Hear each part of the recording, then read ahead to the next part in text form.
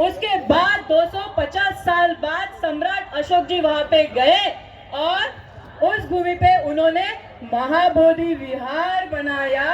वज्रासन में तथागत बुद्ध की मूर्ति वहां पे उन्होंने यह पत्थर पे बनाई। लेकिन साथियों, इस देश का इतिहास आप सबको पता ही है, ब्राह्मण और बुद्धिस्ट लोगों के बीच का संघर्ष यानी इस देश का इतिहास है। उसके बाद जब तथागत बुद्ध को ज्ञान प्राप्ति हुई 250 साल बाद सम्राट अशोक जी ने वहां पे महाबोधि विहार बनाया और उसके बाद भी जो भी बौद्ध राजा आए उन्होंने तथागत बुद्ध का विचार विश्व भर में फैलाया। देश विदेश में वह राजा तथागत बुद्ध का विचार लेके गए और चौथे और 7वें शतक में वहां पे बड़े बड़े विशाल महाविहार बने। वहां पे हजारों भिक्षु आने लगे और धम्मपीठ धम्म क्रांति का वह केंद्र बना। लेकिन ब्राह्मणों को यह बात राज नहीं आई। उनको लगा कि बड़े तादाद पे धम्म का प्रचार प्रसार, बुद्ध का प्रचार प्रसार हो रहा है। 90वें शतक में उन्होंने बौद्ध भिक्षुओं की कत्ल करना शुरू की, धम्म के विद्यापीठ जलाना शुरू किए और इसी डर से हमारे कुछ भिक्षुगण देश विदेश में गए और बचे कुचे भी जो बौद्ध भिक्षु थे वो कुछ बौद्ध भिक्षु फिर उस महाबोधि विहार को विजिट देते गए। साथियों, फिर भी 1400, 1500 और 1600 का हम लोग शतक देखे तो जो अभय राज करके बौद्ध उपासक जो नेपाल से आया वह भी महाबोधि विहार में गया। इसके हिस्टोरिकल रिकॉर्ड्स अभी भी है। ह्वेस्टिन जो चीनी आए थे यहाँ पे, ह्वेस्टिन ने भी इसका प्रवास वर्णन किया है। और उसके बाद जो अभय राजा है उन्होंने अपने नेपाल में बौद्ध गया जैसा ही महाबोधि विहार बनाया। वो इसी धरती की बुद्ध गया से महाबोधि विहार से प्रेरणा लेकर फिर क्या हुआ साथियों, 1700 जो शतक 1949 का जो बीटी एक्ट है ना, उसका मूल कारण कहाँ पे देखो। 17वें शतक में वहां पे घमंडीगिरी आया और उस घमंडीगिरी ने वहां पे अतिक्रमण किया और वो नशीला था, वो जगह छोड़ने के लिए तैयार नहीं था। फिर प्लासी की लड़ाई के बाद मुस्लिमों का शासन यहाँ से खत्म हुआ और ब्रिटिशों का शासन आया। जब ब्रिटिशों का शासन आया तो जो तिब्बत के पंचाई लामा थे उन्होंने पत्र लिखा कि बौद्ध गया बौद्धों की है और ये बौद्धों के हाथ में देनी चाहिए और उसकी दुरुस्ती होनी चाहिए। यह पत्र लिखा, उस पर विचार हुआ, फिर भी वो विचाराधीन ही रहा। उसके बाद भी बौद्ध गया मुक्ति के लिए और उसका जो कलिंगन है उसने भी बहुत से प्रयास किए। ऐसे बहुत से इतिहासकार हैं जिनको धम्म के बारे में, बुद्ध के धम्म के बारे में आदर था, जो खुद क्रिश्चियन भी थे, फिर भी उन्होंने महाबोधि विहार, यह बुद्धों की धरोहर है, यह बौद्धों की विरासत है और ऐसे हिस्टोरिकल रिकॉर्ड्स उन्होंने तैयार करके रखे, उसका अभ्यास किया। तो साथियों, अधिक मैं डीप में नहीं जाऊंगी क्योंकि कहने के लिए बहुत कुछ है। कुछ महत्वपूर्ण पॉइंट, क्योंकि मैं खुद एडवोकेट हूँ, मोहम्मद पाचा जी कुछ कानूनन यहाँ पे जानकारी देंगे कि बौद्ध गया मुक्ति के लिए अभी हमें क्या करना है। तो साथियों, 2002 में स्वतंत्रता मिलने के बाद और संविधान आने के बाद 1949 एक्ट वैसे ही रहा क्योंकि डॉक्टर बाबा साहब अम्बेडकर जी ने बुद्धिज्म 1956 को लिया। उसके बाद अगर चंद दिन भी बाबा साहब को मिलते तो तभी महाबोधि विहार मुक्त हुआ होता आपके लिए और हमारे लिए। बाबा साहब बचा के नहीं जाते, लेकिन साथियों बाबा साहब को वो समय नहीं मिला। 2002 में यूनेस्को ने इसको घोषित किया, क्या घोषित किया, वर्ल्ड हेरिटेज। वर्ल्ड हेरिटेज मिलना इतनी सामान्य बात नहीं है। वो दर्जा बौद्ध गया महाबोधि विहार को प्राप्त हो। इतना भी कहा, 1977 में जो भारत गवर्नमेंट के साथ ट्रीटी हुई और उस ट्रीटी में कहा गया कि आप भारत सरकार इसका प्रिजर्वेशन करेगी और यूनेस्को को भारत सरकार इसका प्रिजर्वेशन करने के लिए बाइंडिंग रहेगी। साथियों, और महाबोधि विहार के जो अपडेट्स है वो भारत सरकार यूनेस्को को सादर करेगी। 2 मिनट।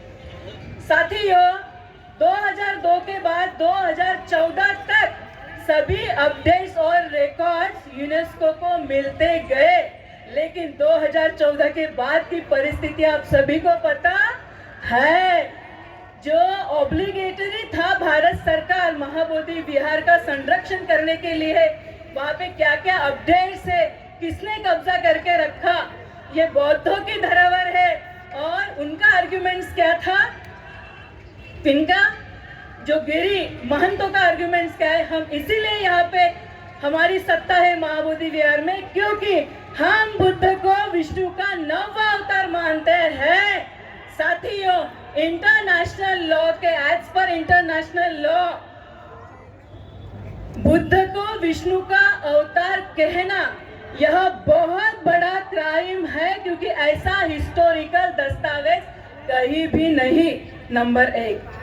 नंबर 2, यहाँ जो है जो भी आजू बाजू अतिक्रमण किया गया, इंटरनेशनल कोर्ट ने, हम यहाँ अगर इंटरनेशनल कोर्ट में हमारी टीम जाएगी तो यह भी दावा कर सकते हैं कि आजू बाजू ने पंडों ने वहां पे जो अतिक्रमण किया, पहले से ही बफर जोन यूनेस्को ने जो गाइडलाइन दिए उसमें बफर जोन का भी मेंशन किया, फिर भी उन्होंने यूनेस्को के जो लॉज है उसकी धज्जियां उड़ाई इन पंडों ने 1949 के बेटी एक्ट ने, और वहां पे इंक्रोचमेंट किया। तो साथियों देखो, हम सेकुलरिज्म को मानते हैं क्योंकि हम संविधान प्रिय लोग हैं, लेकिन आज से 75 साल तक हमें राइट टू रिलीजन का राइट है, सभी धर्म को वो राइट है, लेकिन बौद्ध को महाबोधि विहार के बारे में उस राइट्स को आज तक वंचित रखा गया। हमें हमारी धरोहर इन लोगों ने सौंपी नहीं, यह भी बहुत बड़ा क्राइम है और इसका जवाब हम सरकार को पूछेंगे ही पूछेंगे। इतने सालों से ये लड़ाई चल रही है, सिर्फ 140 साल से ही नहीं, अनागरिक धम्मपाल ने तो बहुत बड़ी लड़ाई लड़ी।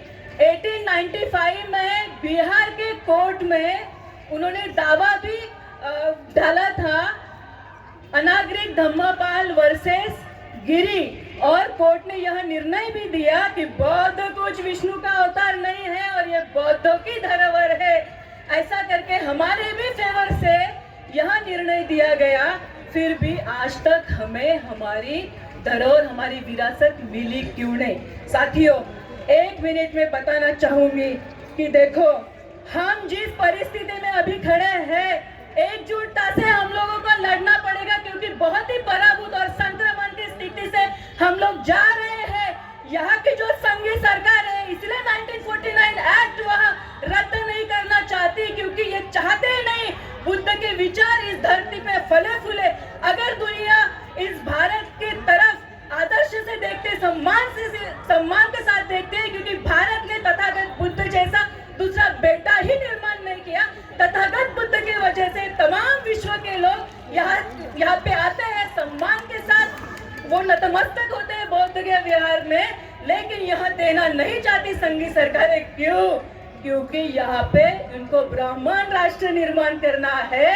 सावरकर, हेगड़ेवार, गोलवारकर के विचारों का राष्ट्र इनको निर्माण करने में ये अलग लगे हुए हैं।